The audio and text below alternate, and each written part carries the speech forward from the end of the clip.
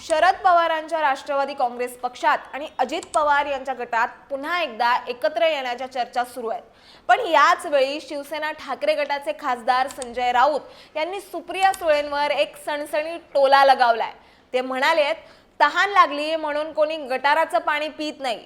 मुळात संजय राऊतांनी अशी टीका का केली आणि याचा सरळ सरळ परिणाम आता महाविकास आघाडीवर होणार का, असे अनेक प्रश्न आता उपस्थित होत आहेत। संजय राऊत नेमकं काय म्हणाले ते आपण सविस्तर जाणून घेऊयात या व्हिडिओच्या माध्यमातून। त्यासाठी व्हिडिओ शेवटपर्यंत नक्की बघा।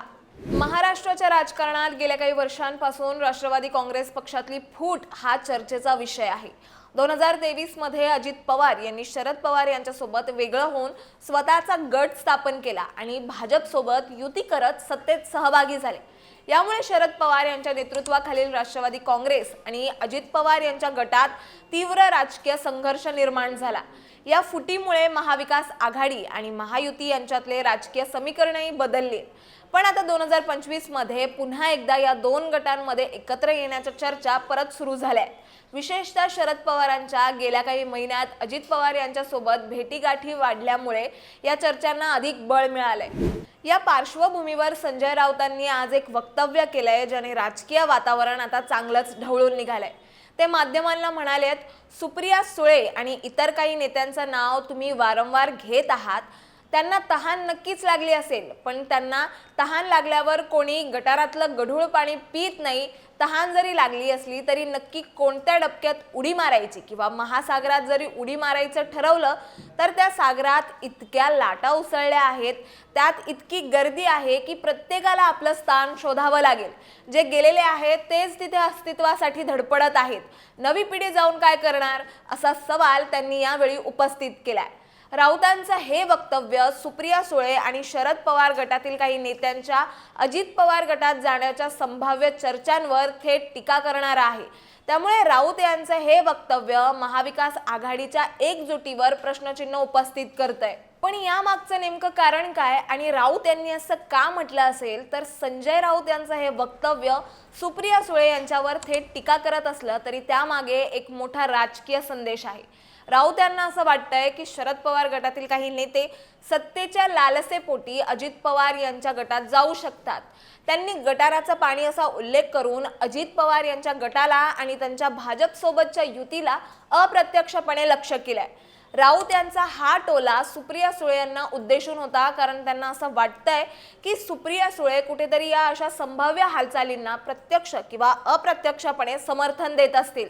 मात्र दुसरीकडे सुप्रिया सुळे यांनी या चर्चांवर स्पष्टपणे आपली भूमिका मांडली आहे। त्यांनी म्हटलंय की त्या शरद पवार आणि जयंत पाटील यांच्याशी चर्चा करूनच कोणताही निर्णय घेतील। खरं तर संजय राऊत यांचं हे वक्तव्य महाविकास आघाडीच्या एकजुटीवर प्रश्नचिन्ह निर्माण करतं। जर समजा शरद पवार गटातील काही नेते अजित पवार यांच्या गटात गेले तर याचा थेट परिणाम महाविकास आघाडीच्या राजकीय ताकदीवर होईल आणि संजय राऊत यांना याचीच चिंता आहे, कारण त्यांच्या शिवसेना गटानेही 2022 मध्ये एकनाथ शिंदे यांच्या बंडामुळे मोठी फूट अनुभवली आहे। त्यामुळे राऊत यांचा हा टोला फक्त सुप्रिया सुळे यांच्यावरच नाही तर संपूर्ण शरद पवार गटाला एक प्रकारे इशाराच आहे की सत्तेच्या लालसेपोटी कोणताही टोकाचा निर्णय कोणी घेऊ नये। राजकीय विश्लेषकांच्या मते राष्ट्रवादी काँग्रेसमधील ही फूट आणि एकत्र येण्याच्या चर्चा यामागे अनेक कारणं आहेत। पहिलं म्हणजे 2024च्या विधानसभा निवडणुकीत शरद पवार यांच्या गटाला फक्त 10 जागा मिळाल्या, तर अजित पवार यांच्या गटाने 41 जागा जिंकल्या। यामुळे शरद पवार गटाची राजकीय ताकद कमी झाल्याचं दिसतंय। दुसरं म्हणजे अजित पवार यांनी भाजप सोबत युती करून सत्तेत स्थान मिळवलं आहे, ज्यामुळे काही नेत्यांना सत्तेचं आकर्षण वाटू शकतं।